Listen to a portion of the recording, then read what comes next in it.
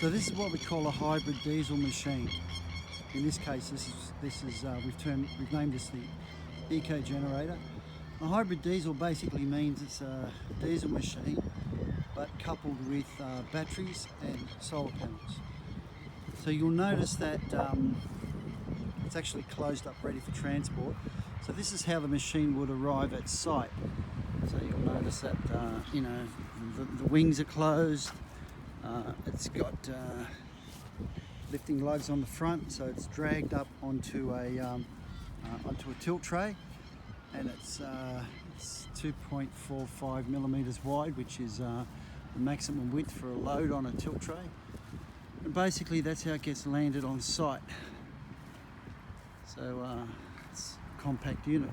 So once it's dropped off on site, we got a remote controller, so we can open up the wings. You'll notice that the wings come out. And what that does is obviously that gives us more solar collection, which for any hybrid diesel hybrid system with batteries, obviously the more the more solar collection area you have, the better. The wings come out at a fairly safe rate. So like that. Then if we look back around the front, you'll see that it's suddenly it's wider again. So we've got quite a decent collector area. So you'll see that there's 8 panels there at 450 watts each. And while we're out the front here, I'll just show you something. You'll notice that because the sun's it's about 11 a.m. in the morning here, you can see a shadow line up this solar panel. Now shadows are generally a bit of a problem for solar panels, but we've managed to overcome that problem, and I'll show you when we get into the control system. So that's basically, it's landed on site. So now if we go over to the control panel, we've got open the door. This is all the controls. So some of this equipment is fairly standard for what we might call remote area power systems. So for example, this is what's called a multi-mode inverter. It's made by Selectronic. Selectronic's an Australian company that's been in Australia operating in Australia for about 50 years now. So I highly recommend, if you're going to get into remote area power or battery work in the future, is you get to know the Selectronic product. Anyway, this inverter is rated at 7.5 kilowatts output, and considerably more for surge. I'll just run through a few of the controls. So you can see a stack of batteries there. They're a brand called Pylon Tech. Each battery holds just over 3 kilowatt hours. So there's 8 of them, so 3 8s of 24, that's 24 kilowatt hours. And effectively, the effective storage use is probably around about, you'd probably consider that about 80%. So probably around about 20 kilowatt hours of storage. Each battery here is wired individually, and they come down through the back here, and they come down here, and they each have their own circuit breaker. So they each have, see there, you'll notice a 63 amp circuit breaker on each of them, right? So that each battery has its own protection, and the circuit breaker was mainly designed to protect the cabling. So the cabling is 16 square mil, protected by a 63 amp breaker, which is quite okay. Behind this panel, there's what we call, I guess you'd call them two bus bars, a positive bar and a negative bar. And then off those bus bars, we end up wiring into the main switch here, which is rated at 250 amps DC. So that goes through there. Next to that, we have what's called a pre-charge circuit breaker. So when we switch the unit on, we switch on this circuit breaker first, which basically charges up all the capacitors inside this electronic inverter. Otherwise, if you try and switch it on without pre-charge, you can draw a fairly big arc inside a DC circuit breaker. In fact, I don't think these things will even switch on if you haven't pre-charged it. It's just a bit of a safety feature. Then if you look, we just look over here now, you can see a moment ago I was showing you the shading issue that can come with these kind of arrays. So what we've done is we've wired each solar panel, and we brought each solar panel back into this cabinet, but each of them's wired onto what we call an optimizer. And these optimizers are made by Tego. And basically what that means is that each panel has its own MPPT tracking, which you will you'll learn about in due course, what an MPPT is and how it works. But what it basically means is that generally if solar panels are wired in series and you have a shading issue on one panel, it will affect all the other panels because they're all in series. So one panel with shading on it affects all the other panels. But wiring it this way through a Tego means that if one panel or two panels have shade on it because of the position of the sun and where the wings are, then those two panels won't affect the rest of the array. Then they're all wired down onto a terminal strip here individually, but then the terminal strip, they're all linked in series here, and then they end up on an array circuit breaker just here. And from here, this goes into an MPPT inverter, which is inside, which I'll show you shortly. All the controls here, basically, these are just they're just DC supplies for the electric actuators that control the wings, and also we have some 12-volt supply for the comms as well. So basically, this whole thing has its own comms system, so that we can dial into it remotely. The wings are also designed to operate single wing or dual wings, so part of the control relays here also help do that. We've also got, what else have we got here that might be of interest? So see this little device here? This is also part of the Tego system. And what this allows us to do is to dial into this, this unit, which means that we can see each panel individually. And meaning that if this was out on a remote site somewhere and one of the panels was broken and we dialed in and we saw that one panel actually wasn't producing any power, then we would know that perhaps it was, something was broken, and maybe a kid had thrown a brick at a panel, or through vandalism or something like that. The other thing we also have here is to cool the cabinets. We've installed a couple of thermostats set at different temperatures, so that at say 25 degrees, two of these fans might come on. So we've got fans here and here, but also they're in above the batteries as well. And then if it gets up to say 28 degrees, all four fans might operate to help keep the cabinet cool. Because keeping electronics cool is reasonably important. And so if we look around here, you'll see we've got, that's our battery cabinet with controls. And so now we've got our diesel generator.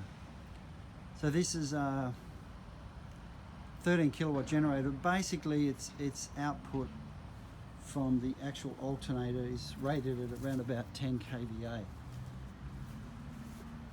So it's quite a nice setup.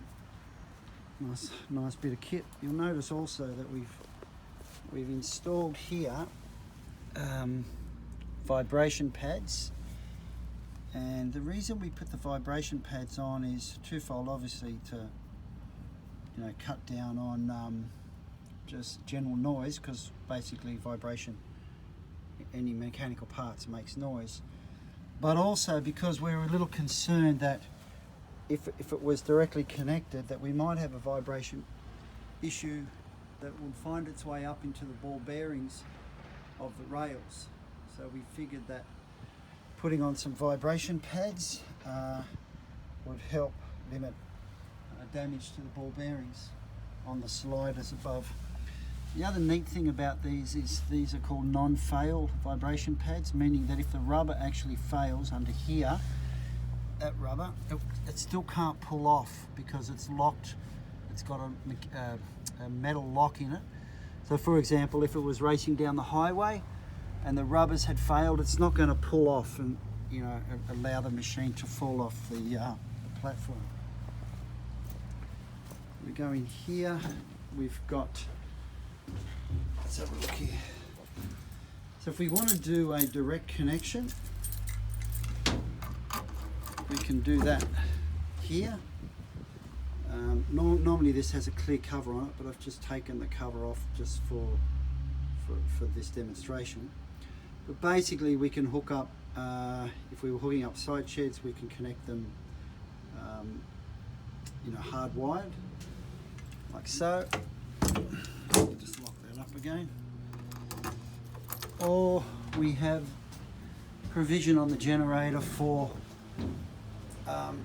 you know, leads, you know, just to run leads out and things like that. So all these type of remote start generators have a little control panel inside them, and we just set this up to run on auto. So you see the little auto buttons on there. So meaning that it runs on auto and it takes its command from the Sellectronic inverter that I was showing you a few minutes ago. So basically, if we plug a lead on here, you know, for example, this is a 2 kilowatt hair dryer, so just running nicely. Obviously that's running off batteries and solar at the moment.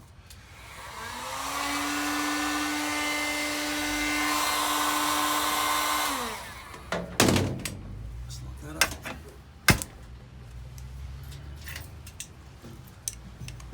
So we've got underneath here, we've got the MPPT inverter. Basically it's a grid connected inverter that you might see on a house, except that you'll notice it's got this word Sellectronic certified. So they take these inverters, and these are a very good quality inverter made by Fronius in Austria. They take these inverters to the Sellectronic factory, they put some hardware and some software inside them so that they're able to interact with the Sellectronic SP Pro inverter. This is where all the cabling comes down and gets into the bottom of the cabinet. There's all different cabling being installed there. Obviously cabling above, and we've got all the cables generally inducting, and we've also got cabling in steel conduits, basically for robustness. These are the 12 volt actuators that drive the wings. So for example, if we were operating the wings in here now, you can see the wings operating. And the other thing that we've also installed is, you'll notice just here we have little controllers. They're basically sensing the current on these actuators, so that if the current, if the actuators were overloaded for any reason, these little controllers would switch the actuator off, just so that we don't damage the actuator. For example, if a truck was parked next to it and the wing was trying to come out, and it was as it pushed against the truck, the current would rise, and it would these little doovers would trip out and just save burning out the actuator motor. These are the limit devices. So for example, you'll see here when the wing comes out, it trips a little limit switch there. And that's obviously connected all through the circuitry. So some of the circuitry is quite complex to make it all happen. but you know, complex but achievable. We've got some lighting in here as well, and you'll notice up inside you'll see the rails that are installed. Now these rails are rated at 900 kilos each, and we need the strength because a device like this out in the field suffers what's called wind loading. So if we have a fairly strong wind, we need to know that it won't blow over, but also that the wings won't get damaged because of the pressure on them, you know, from the wind. Another feature on this is we've also got emergency stop buttons on a couple of locations. The tricky thing was with these emergency stops is not only do we have to stop the mechanical device, being the generator, so we have to be able to stop the diesel motor from spinning. We also have to stop the system electrically. So basically those emergency stops are doing two tasks. One is to stop all the electrical production, and the other is to stop the diesel generator. And what will happen is that the diesel generator stops, but also the SP Pro will go off as well, so that there is absolutely no electricity out in the field. We've tried to limit the magnitude of the electricity in the field, and that was part of the reason of bringing all the solar panels back into the cabinet and then wiring them individually here. Because if we wired them in series out in out in the machine, we could have up to there's 8 panels. I think they're 40 volt VOC. I think. Let's have a look here. See on the panel here, you can see 41 volts maximum voltage. See there? VOC is actually VOC there. See there? VOC is actually 49 volts. Okay, so what we tried to do, rather than wiring them all in series and having a shading problem, you also then create a bit of a high voltage problem. So you'd have 8 times 40, 49 volts, which is, like 400 odd volts, or getting up to 400 volts DC. And so it's kind of useful on machinery like this that you try and cover all your risks, and one of the risks obviously is voltage. So if someone was vandalising the system, the worst they're going to come across is 50 volts DC, which is not going to do too much damage to anybody. Also, you'll notice we've got security cameras, and on top of that, we also have, you see that little dome, that's actually an aerial, which gives us our LAN, local area network, setup, getting us out into the web, but it also gives us Wi-Fi for anybody who's within 50 meters direct line of sight. You get a Wi-Fi connection. So that's why the machine is particularly good for firefighters, emergency relief, disaster relief, things like that. So not only does it give power out into the field, but gives people operating near the machine, gives them some Wi-Fi access. So if the batteries get low, so you see these lights here, they're indicator, it's basically battery indicator. If the battery got low to a predetermined level, and we can set what those levels are, then what we do is we've set the generator up so that then the generator will operate. Basically the generator would just basically switch itself on, and the generator would do two things. It will charge the batteries, but it will also provide supply, continuing supply. So you can hear the generators come on.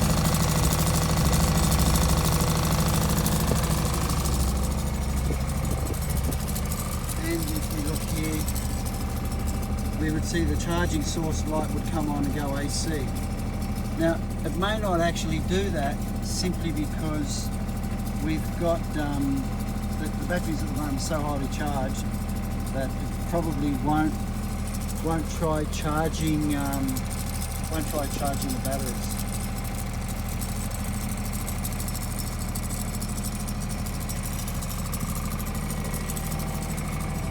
And basically it's fairly quiet. Actually, I'll switch that off again. So what happens now is it will go off, but it goes into a cool down period. I think it's probably 2 minutes. It'll take for the machine to shut down. So we've had some fairly good results out here while we've been testing the machine. You know, it runs for 24 hours here on the site, keeps the site running, but we end up with, you know, the diesel machine's actually only been running for an hour a day. So over a 24-hour time period, we're only consuming 1 hour of diesel, which is a pretty good result, cost-wise and also for CO2 emissions. So I'm guessing in the next few years you're going to begin to see hybrid diesel machinery out on site, simply because in time to come legislation will dictate that you can't just have a diesel machine running 24/7 on a building site. You're going to have to come up with a greener solution, and I guess that's why we've been pursuing this machine, obviously for commercial reasons. You know, we see it as a fairly good business opportunity.